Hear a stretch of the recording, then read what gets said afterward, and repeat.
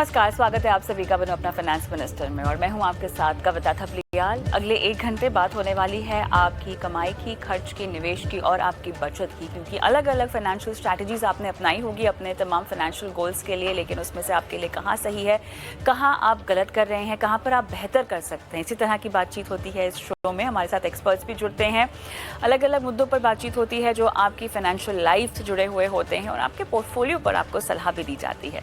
चलिए शो की शुरुआत करते हैं ऑन द शो के साथ। अगर 45 की उम्र तक रिटायरमेंट का सपना देख रहे हैं तो क्या वाकई ये सपना मुमकिन है? इसके पीछे की तैयारी में आपको क्या कुछ अभी से शुरू करना होगा? रिटायरमेंट के बाद पैसिव इनकम क्या आपने इंतज़ाम किया हुआ है और क्या इस लक्ष्य के लिए इक्विटी में निवेश करना काफ़ी होगा? स्ट्रैटेजी आपकी क्या होनी चाहिए? रिटायरमेंट एट 45 ये आज के शो की हाईलाइट, जहां पर आपको बताएंगे कि कैसे अर्ली रिटायरमेंट के बाद भी आपकी ज़िंदगी सुकून भरी गुजर सकती है।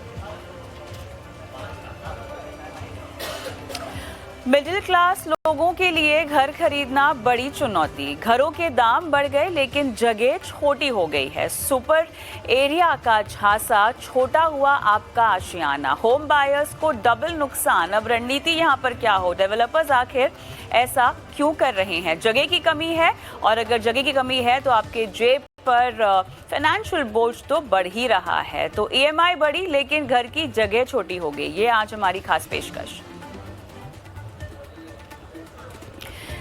इक्विटी में क्या कुछ सुरक्षित निवेश हो सकता है और अगर सुरक्षा की हम बात करें तो क्या मल्टी कैप आपको वो सेफ्टी नेट देते हैं या मिड कैप फंड्स में जोखिम ज़्यादा होता है? एक ही फंड हाउस के मिड कैप में आपने पैसे लगा रखे हैं और साथ ही उसी फंड हाउस के आपने पैसिव मिड कैप में पैसे लगा रखे हैं, तो रणनीति आपकी कैसी सही है? गोल्ड ईटीएफ आपके लिए निवेश के लिहाज से सही है या नहीं? पोर्टफोलियो में अनचाहे फंड्स आप कैसे हटा सकते हैं? आज आपके सवालों के जवाब इन्हीं मुद्दों पर दिए जाएंगे, जहां पर लाइव हमारे साथ दर्शक भी जुड़ेंगे और साथ ही अगर आप पोर्टफोलियो की प्लानिंग भी करवाना चाहते हैं तो अपने सवाल हम तक पहुंचाइए। अपने सवाल credit card, insurance, mutual fund से जुड़े हुए हैं तो आप व्हाट्सएप कर सकते हैं। 9619873567 ये वो नंबर है जहां पर हमें इंतज़ार रहता है आपके सवालों का। और इसके साथ ही अगर सोशल मीडिया पर हमें देख रहे हैं तो अपने सवाल आप हमें यूट्यूब पर भी भेज सकते हैं। कमेंट बॉक्स पे अपने सवाल डालिए।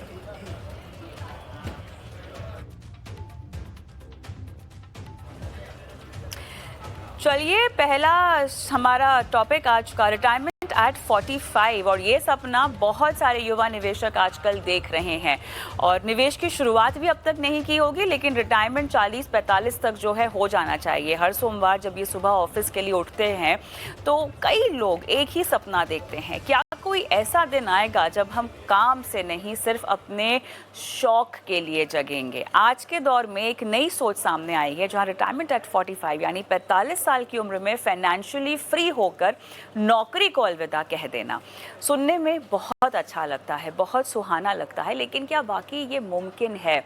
अब 45 तक पहुंचते पहुंचते तो आपके पास ईएमआई भी हो चुकी होगी, बच्चे भी हो गए होंगे तो उनकी पढ़ाई लिखाई का भी खर्च होगा, आपकी एक लाइफस्टाइल होगी जो आपको मेंटेन करनी होगी और साथ ही हेल्थ इंश्योरेंस, हेल्थ का भी तो खर्च है जो आपको देखना होगा। अब इतनी जल्दी रिटायर होने का प्लान सिर्फ एक सोशल मीडिया ट्रेंड रह गया है या इसके पीछे एक स्ट्रॉन्ग फाइनेंशियल स्ट्रैटेजी भी है जो आपको अपना लेनी चाहिए? तो आज की इस चर्चा में जानेंगे कि क्या 45 की उम्र में रिटायर होना सचमुच संभव है? इसके लिए कौन कौन सी इन्वेस्टमेंट प्लानिंग ज़रूरी है? सबसे ज़रूरी, अगर आज से शुरुआत करनी हो तो कहाँ से करें? तो चलिए खास बातचीत की शुरुआत करते हैं, क्योंकि ज़िंदगी सिर्फ काम करने के लिए तो है नहीं, नो डाउट अबाउट इट। स्वतंत्रता और सुकून से जीने के लिए भी आपको ज़िंदगी जीनी चाहिए। मेरे साथ हैं करण अग्रवाल, पीएमएस पोर्टफोलियो मैनेजर। और करण, आपका बहुत बहुत स्वागत है हमारी इस खास पेशकश में। करण, आपने क्या रिटायरमेंट एट 45 का सपना देखा था? रिटायरमेंट एट 45 एक्चुअली जब मैंने करियर शुरू किया था उस टाइम पे ट्रेंड में नहीं था। ठीक है, तो हमारे टाइम नौकरी जो होती थी वो एक ज़रूरत होती थी। बेसिकली देखा जाता था जहाँ ज़्यादा से ज़्यादा पैसा बन सकता है वो कोर्स कर लिया जाता था और नौकरी पकड़ ली जाती थी। अब समय थोड़ा बदल गया है, लोग अब डिफरेंटली देखते हैं, लोग अपने शौक के लिए जीना चाहते हैं, थोड़ा-सा अपनी हॉबीज़ पूरा करना चाहते हैं, थोड़ी अपॉर्च्युनिटीज़ भी हैं, जैसे एंटरप्रेन्योरशिप वगैरह होती है। लोगों का होता है आईटी कंपनीज़ में नौकरी कर रहे होते हैं, बट उनका होता है कि वो अपना फार्म फार्मलैंड लें, उसपे खेती करें या कोई क्या कहते हैं, दूध का बिजनेस करें या फिर कोई अपनी ऐप बनाएं या एआई में कुछ करें, अपना कुछ शुरू कर पाएं। तो ये जो इसके अलावा लोगों का ये भी होता है, कैरियर ब्रेक लेना चाह रहे होते हैं। कई बार लोग अपनी हायर एजुकेशन जो वो परस्यू नहीं कर पाए 20s में, ठीक है? लोगों का होता है कि वो 40 की 45 की उम्र में वो परस्यू करना चाहते हैं। तो सिर्फ मैं ये मानता हूँ कि एक जो चीज़ चेंज हुई है पिछले कुछ समय में, जब हम लोग रिटायरमेंट्स के बारे में सोचते थे, जब हमने करियर शुरू किया था, तो हम लोग उसको देखते थे as the end of professional life. कोई प्रोफेशनल लाइफ अब खत्म हो गई है, बस आराम करना है, सारी ज़िम्मेदारियाँ पूरी हो गई है। आजकल लोग उस तरीके से नहीं देखते। आजकल लोग उस तरीके से देखते हैं कि भाई जो को अपना पैशन फॉलो करना होता है। जैसा कि आपने कहा कि एंटरप्रेन्योरशिप है, आप जो है अपने इनकम बास्केट को बढ़ाने के लिए सिर्फ एक नौकरी को अलविदा देना चाहते हैं। तो बात यहाँ पे एक नौकरी को ही छोड़ने की हो रही है, जहाँ पर 40-45 की उम्र में आप चाहते हैं कि आप नौकरी से छुटकारा ले लें। लेकिन ये सोशल मीडिया ट्रेंड ज़्यादा है करण, और असलियत में स्ट्रैटेजी वाइज, प्लानिंग वाइज अभी हम बहुत ज़्यादा पीछे हैं, क्योंकि रिटायरमेंट एट 45 आप 30 की उम्र में तो आके नहीं ना सोच सकते। ठीक है, आजकल जो है युवाओं की मैं बात करूं, कोई 20 साल का ही अगर शख्स है, वो ये सोचता है कि मुझे भी एंटरप्रेन्योर बनना है, मुझे पैशन प्रोजेक्ट्स करने हैं, मुझे अपनी एक स्टेज पर आकर अपनी हॉबी से जो है वो पैसे कमाने हैं। ऐसा बहुत लोग सोचते हैं, और मेरे ख्याल से कुछ शायद कर भी रहे हो साइड बाय साइड, जब तक वो ऑलरेडी एक जॉब में हो, क्योंकि गिग वर्कर्स का भी एक ट्रेंड बहुत ज़्यादा बढ़ता हुआ हमें दिखाई दे रहा है। लेकिन बहुत ज़रूरी है ये बात को भी समझना कि आप भले ही एक नौकरी को अलविदा कह रहे हैं, एक स्टेडी इनकम को अलविदा कह रहे हैं एट 45, ज़िंदगी आपकी लंबी है ना। और उसके बाद खर्चे हुए, अनिश्चितता हुई, आपके लाइफस्टाइल हुए, आपकी आर्थिक जिम्मेदारियां हो गई, कुछ चीज़ें हैं करण जो आपको सुनिश्चित करनी होंगी, है ना, जो आपको तय करना होगा कि 45 तक आते आते खर्च का जो ये हिस्सा है ना वो निपट जाए। तो ऐसा कौन सा खर्च का हिस्सा है या डिपार्टमेंट है जो 45 तक आते आते मुझे निपटा देना चाहिए, अगर मुझे नौकरी को अलविदा कहना है 45 में और सेकेंड इनिंग की शुरुआत करनी है? देखिए, ऐसा है कि जो नॉर्मली लोग 60 की उम्र में रिटायर होते हैं, वो जो कमा लेते हैं, जो बचा लेते हैं और उस हिसाब से अपनी ज़िंदगी जीते हैं। लेकिन जो 45 की उम्र में रिटायर होते हैं, वो कॉम्प्रोमाइज़ नहीं करते हैं टिपिकली। उनकी लाइफ़ की रिक्वायरमेंट्स होती हैं, ठीक है? लाइफ़स्टाइल अपग्रेडेशन की भी रिक्वायरमेंट होती है। बच्चों की स्कूलिंग तब तक पूरी नहीं हुई होती, कॉलेज भेजना होता है, शादी करनी होती है बच्चों की, बहुत सारी रिक्वायरमेंट्स रहती हैं। तो एक जनरल चीज़ आपको समझनी पड़ती है कि कितना रुपया आपको महीने में चाहिए सर्वाइव करने के लिए, ठीक है? जिस तरह आपके यदि 2 बच्चे हैं, 25,000 रुपए एक बच्चे में मान लेते हैं, स्कूल फीस और बाकी खर्चे जोड़ के हो जाता है। उसके अलावा आपका रेंट लगा लेते हैं, या फिर आपने जो इंश्योरेंस के खर्चे बोले थे अभी शो के बिगिनिंग में, ठीक है? सारा जोड़ लेते हैं। नॉर्मली जो एक बड़े शहर में एक मिडल क्लास फैमिली यदि 2 बच्चों की है, उसको अराउंड 1.5 लाख रुपया चाहिए होता है सर्वाइव करने के लिए। बेसिक्स के बेस पे कार की ईएमआई वगैरह भी देख लेते हैं, तो डेढ़ लाख चाहिए होता है। आप यदि 1.5 लाख रुपए महीना चाहते हैं, तो आपको 3 करोड़ की सेविंग्स चाहिए होगी, ठीक है? To retire. जनरली एक थंब रूल ये होता है कि जो भी आपका कॉर्पस है, उसका 0.5% पर हर महीने आप एज़ ए इनकम विथड्रॉ कर सकते हैं, ठीक है? आप यदि वहाँ पे नहीं हैं, चाहे कोई भी उम्र हो आपकी, 40, 45, 50, 55, इवन 60 पे भी आप हैं, तो आपकी रिटायरमेंट जो है वो कंफर्टेबल नहीं हो पाती है। मैं ये इसलिए कह रहा हूँ, आपको जो बता रहा हूँ कि ये बनता है आपका 6% साल का, जो आप विथड्रॉ करते हैं। तो आप एक डिसेंट जगह पे डालते हैं, एक एफडी और इक्विटी का मिक्स लेते हैं, तो अराउंड 10 से 12% के आसपास रिटर्न आपको बन जाता है, 10 से 12%। तो इससे ये इंश्योर होता है कि एक तो आप इन्फ्लेशन एडजस्टेड इनकम अपनी आगे ले सकते हैं, आप बढ़ा सकते हैं। कॉर्पस का 0.5% आप हर महीने निकालेंगे, ठीक है? तो इन्फ्लेशन एडजस्टेड इनकम आपको मिलेगी। दूसरी बात, आपकी ज़िम्मेदारियाँ भी बची हुई होती हैं, उन ज़िम्मेदारियों के लिए भी आपके पास पैसा हाथ में बचता है, ठीक है? तो आप यदि यहाँ पे नहीं हैं, किसी भी कारण से कि आपने देर से शुरू किया, ठीक है? या आपके कुछ ऑब्लिगेशंस थे, फाइनेंशियल ऑब्लिगेशंस थे। आपने घर एक ऐसा ले लिया जो आपके जो सैलरी थी वो अलाउ नहीं करती थी, बहुत ज़्यादा थी, उस पे काफ़ी ज़्यादा खर्च कर दिया। जो भी रीज़न है, तो आपको अपनी रिटायरमेंट डिले करनी पड़ेगी एंड आपको 40 से 45, 50, 55 वहाँ तक जाना पड़ सकता है, ठीक है? और जहाँ तक इसकी बात आती है कि आप वहाँ तक कैसे पहुँचते हैं, तो बेसिकली 25 की उम्र से मान लेते हैं कि एक नॉर्मल जो प्रोफ़ेशनल जो होता है अपना करियर शुरू करता है। आपको यदि 45 में रिटायर होना है और 40 या 45 या 50 का रिटायरमेंट आप देख या रहे हैं 20 बोलेंगे, बिकॉज 25 बोलेंगे या 20 बोलेंगे, जितना जल्दी हो उतनी जल्दी शुरुआत हो। मेरे ख्याल से 5 साल का लॉस यहाँ पर काफी भारी पड़ सकता है अगर .45 आपको करना है तो। हाँ, .45 करना है, लेकिन मैं ये मानता हूँ कि सैलरी उस टाइम पे काफ़ी कम होती है। 20 से 25 के बीच एब्सोल्युटली, में या बहुत ट्रू, ट्रू, 25-30 हज़ार की ट्रू। सैलरीज़ होती है। ठीक है, शहर में सर्वाइव हाँ, करने के लिए कम पैसा हाथ में बचता है। जितना बचा सके बचाएँ और इन्वेस्ट करें, बट 25 साल से आपको 40% सेविंग रेट मेंटेन रखना पड़ेगा। उस पे कॉम्प्रोमाइज़ आप नहीं कर सकते। ठीक है? आप यदि चाहते हैं कि 20 साल बाद आप एन्जॉय करें, तो आपको पहले थोड़े सैक्रिफाइसेस करने पड़ते हैं लाइफ में। 40% का सेविंग रेट मैंडेटरी होता है। बहुत ज़रूरी होता है कि आप एक घर अपना बनाएँ। 30 से 35 साल की उम्र के बीच में आप एक घर खरीदना खरीद सकते हैं। घर जो होता है टिपिकली शुरू में आप जब आप घर लेते हैं, थोड़ा-सा पोर्शन आपके कॉर्पस का जाएगा। इसके अलावा आपको जो ईएमआई बैठती है, वो आपकी इनकम का कुछ 50% होगी शुरू में, अगर 50-60%। आपने बट घर इन खरीद लिया, करण, हुँ, अगर आपने घर खरीद लिया तब तो आप बंद गए ना। फिर तो आप लंबे समय के लिए बंद गए। या तो आप इकट्ठा कर लीजिए इतना पैसा कि आपके ऊपर लोन का बोझ कम पड़े, बट अमूमन ऐसे होता नहीं है। बहुत सारे लोग नहीं दे ऐसे हैं जो डाइवर्सिफाई करना चाहते हैं अपनी इनकम को, हुँ, और एक हुँ। नौकरी के साथ साथ वो दूसरी भी कुछ चीज़ें ऐसी अपनाते रहते हैं जहाँ पर उनकी और कमाई होती रहे, बट हर किसी के बस की बात नहीं है। और वाकई घर खरीदना हर भारतीय का बहुत बड़ा सपना होता है। पहली नौकरी के बाद भी जो पहली चीज़ की जाती है वो है अपने लिए घर खरीदना, लेकिन फिर आपके हुँ, हुँ। 25 साल तो ऐसे ही बंद गए। नहीं, 25 साल का मत कीजिए आप, 10 साल का देखिए, मैं आपको बताता हूँ 25 साल का इश्यू क्या रहता है यहाँ पे। एक जो अंडरस्टैंडिंग है वो थोड़ी-सी डिफरेंट है। जब आप पहली बार जब जब आप पहली ईएमआई देते हैं, तो वो आपकी इनकम का 50% होती है, ठीक है? बट 30 से 40 साल की उम्र में, 45 साल की उम्र में जो आय है बहुत तेज़ी से बढ़ती है। एवरेज जो ग्रोथ रेट होता है इनकम का लोगों का साल का 15 से 18% का रहता है, ठीक है? तो जब तक आप 40-42 तक पहुँचते हैं, वो जो ईएमआई होती है आपकी फैमिली इनकम का हार्डली 10% रह जाती है। ठीक है? तो उस सेंस में वो काफ़ी इफ़ेक्टिव रहता है। मैं ये मानता हूँ कि आपको 45 में रिटायर होना है, मान लीजिए मैंने 1.5 लाख का बताया कि 2 बच्चे हैं, एक बड़े शहर में आप रहते हैं, 1.5 लाख रुपए हैं, 3 करोड़ रुपए आपको चाहिए। 3 करोड़ आप घर के स या तो आप ये इसको 3 करोड़ प्लस घर कर सकते हैं, रेंट दो सॉरी 3 करोड़ आप रेंट के साथ कर सकते हैं, 3 साढ़े 3 करोड़ का कॉर्पस। और आप यदि आपके पास घर है तो आप छोटे कॉर्पस से भी काम चला सकते हैं, 2 करोड़ के साथ भी जा सकते हैं। तो कॉर्पस कम हो जाता है, आपके पास घर है तो डेफिनिटली, क्योंकि आपके खर्चे कम हैं, रेंट कम है, आपकी आगे की लायबिलिटीज़ नहीं है। जैसे आपको अगले 60 साल रेंट नहीं देना है, ठीक है? आपके पास अपना घर है तो आप वहाँ रह सकते हैं। और मैं ये भी मानता हूँ कि घर बनाना बहुत ज़रूरी है यदि आप अर्ली रिटायर हो रहे हैं तो, क्योंकि आपका जो ओवरऑल सेविंग्स होती हैं, वो आपकी कम होती हैं, जो एडिशनल कुशन होता है वो मिसिंग होता है। और जो घर होता है वो आपको एक फाइनेंशियल सिक्योरिटी देता है, कॉर्नरस्टोन होता है फाइनेंशियल सिक्योरिटी का। कल को कुछ भी हो जाता है, आपके पास एक छत है, आपको पैसों की भी ज़रूरत है, बच्चे को विदेश भेजना है, कुछ भेजना है, आप घर को यूज़ करके एक सस्ता लोन ले सकते हैं। घर का होम लोन पे सबसे कम इंटरेस्ट होता है, ठीक है? तो कुछ एडवांटेजेस हैं, यस, कॉर्पस पे कॉम्प्रोमाइज़ आप कर सकते हैं। या तो आप 2 करोड़ प्लस घर के लिए जा सकते हैं या फिर 3 साढ़े 3 करोड़ का कॉर्पस देख सकते हैं। दोनों में से बिल्कुल, कोई ऑप्शन ले बिल्कुल। सकते हैं। तो अब चलिए, आपने 25 की उम्र में घर खरीदवा दिया, ठीक है करण? अब ये 25 की नहीं, बताइए 33 की निवेश उम्र की में, सॉरी, चलिए 35 30 35 की उम्र में। 33 की उम्र में। Alright, alright. अब साथ ही इन्वेस्टमेंट स्ट्रैटेजीज क्या क्या होनी चाहिए? अच्छा, अब इन्वेस्टमेंट स्ट्रैटेजीज में एक तो हो गया आपका ईएमआई का बंदोबस्त, ठीक है, जो आपको कंसिडर करना होगा।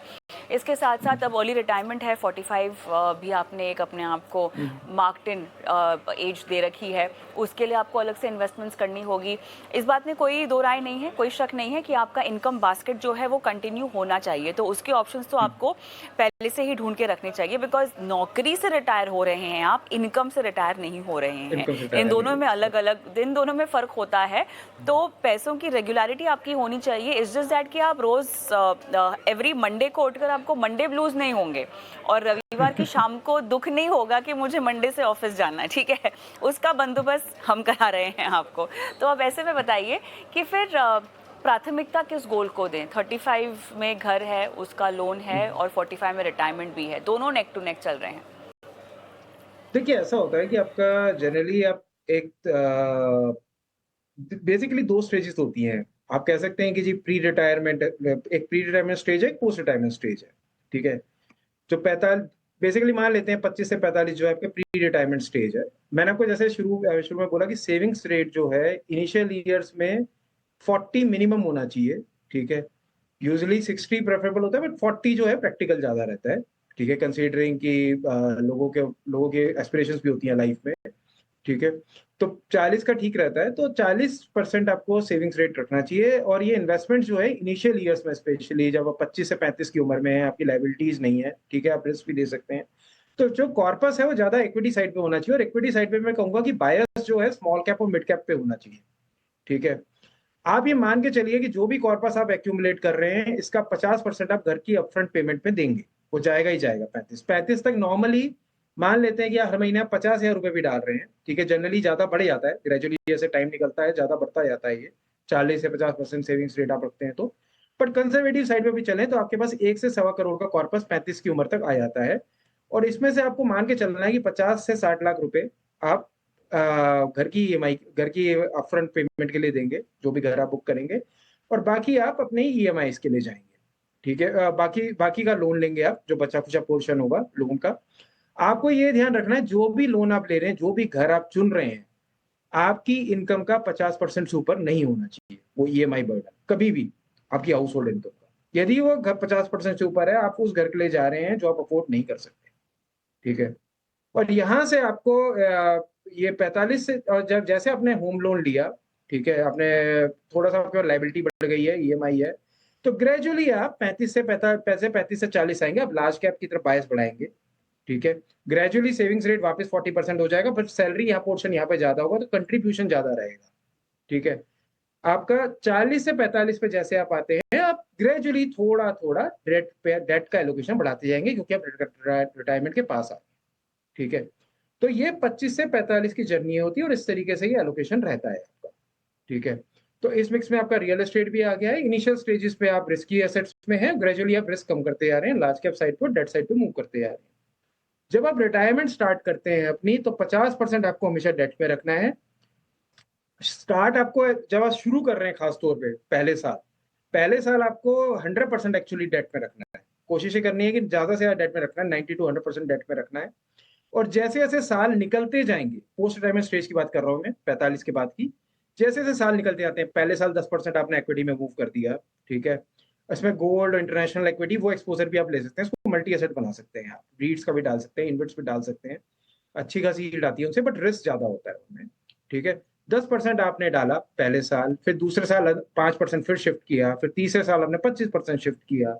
ठीक है, ग्रेजुअली आप इक्विटी एक्सपोजर बढ़ाते गए, 50% तक ले गए। आपका गोल जो पोस्ट रिटायरमेंट इनकम में है, पोस्ट रिटायरमेंट स्टेज पे आपका गोल 15 से 20% रिटर्न का नहीं है ना, 12-15, आपका गोल जो है 12%, 10 से 12% यदि आप ले लेते हैं, ठीक है, आप इन्फ्लेशन एडजस्टेड इनकम भी ले पाएंगे, और आप अपनी जिम्मेदारियां भी पूरी कर पाएंगे। ठीक है, तो पहले स्टेज में आपका रिस्क रहता है, रिस्क आपको ऐड करना है, कॉर्पस बिल्ड करना है। ठीक है, घर जब आप ले रहे हैं, आपको मेक श्योर करना है 35 की उम्र में आपके पास 1-1.25 करोड़ के आसपास का एक्यूमुलेट हो जाता है, 25 से आप शुरू करते हैं तो रिस्पॉन्सिबल हैं आप, डिसिप्लिन के साथ चलते हैं तो। ठीक है, और आधा कॉर्पस उसमें आपका घर के लिए जाएगा, और बाकी फिर आप दोबारा से बिल्डअप करेंगे, तो आप यूजली 40 की उम्र तक आपका घर के साथ 1 करोड़ का कॉर्पस, और घर के बिना आपका अराउंड 2.5 करोड़ का कॉर्पस होना चाहिए, to make it a successful retirement by age of 45. और राइट, मेरे ख्याल से काफ़ी केस स्पेसिफिक है, लेकिन जो आपने बातें बताई हैं उसको एज अ थंब रूल पकड़ कर चला जा सकता है, लेकिन हाँ, कोई भी थंब रूल में आपको अपनी सिचुएशन को ऐड इन करना बहुत ज़रूरी है। और क्योंकि आपकी लाइफस्टाइल क्या है, लोन वगैरह अगर आप ले रहे हैं, यहाँ पर हमने बच्चों के खर्च की बात नहीं की है जो कि आपको फैक्टर इन करनी है, अगर आपकी फैमिली उस तरह से है, आपके हेल्थ इंश्योरेंस को लेकर आपको ध्यान में रखना है। जी करण जी, आप कुछ बोल रहे हैं? ऐड करना चाहूंगा, देखिए बहुत ही क्लियर थंब रूल होता है। ठीक है, हाँ। आपको ये देखना है कि जब आपको रिटायर होना है, आपको कितना खर्चा पर मंथ चाहिए। ठीक है, पर मंथ आपको कितना खर्चा चाहिए, थोड़ा सा इसमें आपको डिसिप्लिन रखना पड़ता है। ठीक है, तो आपको कितना खर्चा पर मंथ चाहिए, और आपको बेसिकली वो जो खर्चा है उसका, वो खर्चा आपके कॉर्पस का 0.5% होना चाहिए। ठीक है, ये बेसिकली थंब रूल होता है। जैसे बड़े शहर में रहते हैं, बच्चे का 25,000 का खर्चा होता है, 25 और 25 50, 2 बच्चों का 50 का खर्चा हो गया, फिर रेंट हो गया अनदर 50-60,000, उसके अलावा 40-50 और, तो 1.5 लाख का जैसे खर्चा मैंने बताया, तो 3 करोड़ चाहिए होगा आपको कॉर्पस। 1.5 लाख पर मंथ यदि चाहिए तो 3 करोड़ का कॉर्पस चाहिए होगा। ठीक है, तो ये स्टार्टिंग पॉइंट होता है। जो भी आपका कॉर्पस है उसका 0.5% आप विड्रॉ करते जाएंगे, ये आपकी लिमिटेशन होती है। यदि आप ये रखेंगे तो आप रिटायरमेंट प्लानिंग आपकी ठीक चलेगी, आप इन्फ्लेशन भी एडजस्टेड भी इनकम मिलेगी, और बाकी जो आपकी जिम्मेदारियां आगे की, बच्चों के स्कूल, बच्चों को कॉलेज भेजना है, उनकी शादी का खर्चा उठाना है, वो सब भी आप आराम से कर पाएंगे। तो ये थंब रूल होता है बेसिक कोशिश इसमें। बिल्कुल, कोशिश आपके साथ में ये होनी चाहिए कि आपकी जो इनकम है, उसका फ्लो ना रुके, वो एक रेगुलरली आपको मिलती रहे, ताकि ये कॉर्पस भी आपका बढ़ता रहे। अगर यहाँ से आपको खर्च निकालना है तो भी आप निकालें, लेकिन इसको रीइंस्टेट कर दें और वापस से एक बार फिर से आपकी इन्वेस्टमेंट जो है उसकी साइकिल चलती रहे। करण, मेरा समय समाप्त हुआ है, लेकिन बहुत बहुत धन्यवाद। बुनियादी बातें हमने यहाँ पर बता दी है, बिकॉज रिटायरमेंट एट 45 सुनने में बहुत अच्छा लगता है, लेकिन प्लानिंग के लिहाज से थोड़ा सा जटिल है और समय बहुत ज़रूरी होता है, उस पर शुरुआत करना बहुत ज़रूरी होता है। रुकते हैं एक ब्रेक के लिए। ब्रेक के उस पार बहुत ही इंटरेस्टिंग टॉपिक पर हम बातचीत करेंगे। हो आजकल ये रहा है कि घरों की कीमत बहुत ज़्यादा हो गई है, आपके ऊपर ईएमआई का बोझ भी बहुत ज़्यादा बढ़ रहा है, लेकिन जिस तरह से हम घरों के साइज़ देख रहे हैं ना, वो छोटे होते जा रहे हैं। तो बड़ी कीमत पर आपको अगर पूरी सुविधा के साथ और जिस तरह से अपने आशियाने के बारे में आपने सोचा है वो आपको नहीं मिल रहा है, तो फिर क्यों ना रेंट पर ही रह लिया जाए। इस पर हम विस्तार से बात करेंगे। बड़ी ईएमआई लेकिन घर छोटा, इस छोटे से ब्रेक के बाद।